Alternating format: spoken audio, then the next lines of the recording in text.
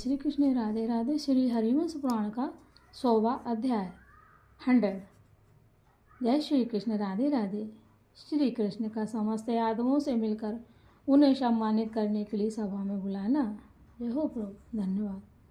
वैशंपायन जी कहते हैं, जन्मे गए तदंतर भगवान वासुदेव जी ने गरुण की पूजा और समादार करके उन्हें एक मित्र की भांति अपनाकर घट लौटने की आज्ञा दी। आकाशचारी पक्षी गरुण सत्कार पूर्वक जाने की आज्ञा पाकर भगवान जनार्दन को प्रणाम करके अपनी इच्छा के अनुसार ऊपर को उड़े। वे अपने पंखों की हवा से मकरालय समुद्र को विक्षुब्ध करके बड़े वेग से पूर्ववर्ती महासागर की ओर चले। आवश्यकता के समय में पुनः उपस्थित हो जाऊंगा, ऐसा कहकर जब गरुण चले गए तब श्री कृष्ण ने अपने बूढ़े पिता आनक दुमदुभी वसुदेव का दर्शन, उनको क्या कह रहे हैं वो, आनक दुमदुभी वसुदेव का दर्शन किया। जय हो गरुण भगवान की जय हो, श्री कृष्ण भगवान की जय हो, वासुदेव जी की जय हो। तत्पश्चात वे राजा उग्रसेन, भाई बलदेव, सात्यकी काश्य देश में उत्पन्न हुए गुरु संदीपनी तथा ब्रह्म गार्गर से भी मिले। फिर दूसरे बड़े बूढ़े वृषवंशियों भोजो अंधकों से भी उन्होंने भेंट की। तत्पश्चात अपने पराक्रम द्वारा प्राप्त हुए रत्न समूहों से उन्होंने समस्त यादवों का सत्कार किया। समस्त ब्रह्मद्रोही असुर मारे गए। अंधक और वृषणवंशी के वीरों की विजय हुई तथा ये भगवान मधुसूदन युद्ध से सकुशल लौट आए। इनके शरीर पर कहीं कोई भी चोट नहीं आई थी। इस प्रकार विशुद्ध सोने के कुंडलों से अलंकृत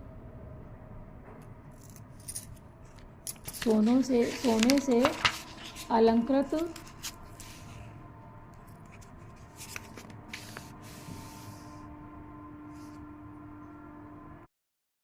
तथा राजाज्ञा घोषित करने वाला चाक्रिक पुरुष भली भांति सम्मानित हो द्वारका के चौराहों पर सड़कों पर राजभोजना सुनाने लगा।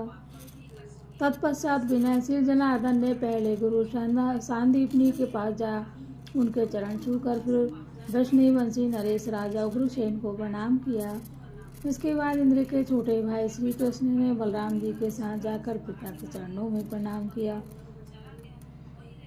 उस समय पिता वसुदेव के नेत्रों में प्रेम के आंसू भर आए और उनका हृदय आनंद के समुद्र में निमग्न हो गया।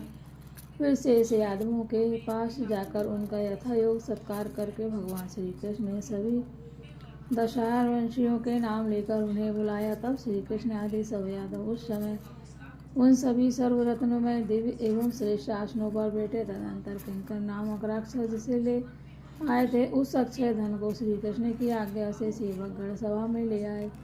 इसके बाद यदुकुल तिलक जनार्दन ने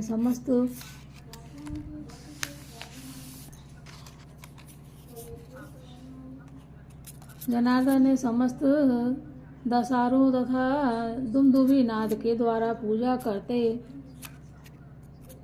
हुए उन सब का सम्मान किया। श्री कृष्ण की आज्ञा से वे समस्त यादव उस रमणीय सभा में प्रविष्ट हुए जिसमें सदस्यों के बैठने के लिए आसन सजाए गए थे तथा जिसके बाहरी दरवाजे मणि और मूंगों के बने हुए थे।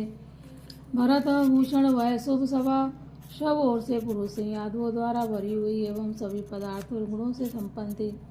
जैसे सिंहों से पर्वत की गुफा सुशोभित होती है उसी प्रकार उन यादवों से उस सभा की अधिकाधिक शोभा हो रही थी। राजा उग्रसेन तथा भोज और वृषणवंश के श्रेष्ठ पुरुषों को अपने आगे रखकर बलराम सहित भगवान श्री कृष्ण सुवर्ण के बने हुए विशाल सिंहासन पर आसीन थे। वहां बैठे हुए उन यदुश्रेष्ठ वीरों को उनकी अवस्था और प्रीति के अनुसार संबोधित करके पुरुषोत्तम श्री कृष्ण उनसे इस प्रकार बोले, जय श्री कृष्ण। इस प्रकार श्री महाभारत के हिलभाग हरिवंश के अंतर्गत विष्णु पर्व में सभा प्रवेश विषयक 100वां अध्याय पूरा हुआ। श्री कृष्ण गोविंद हरे मुरारी, हे नाथ नारायण वासुदेव।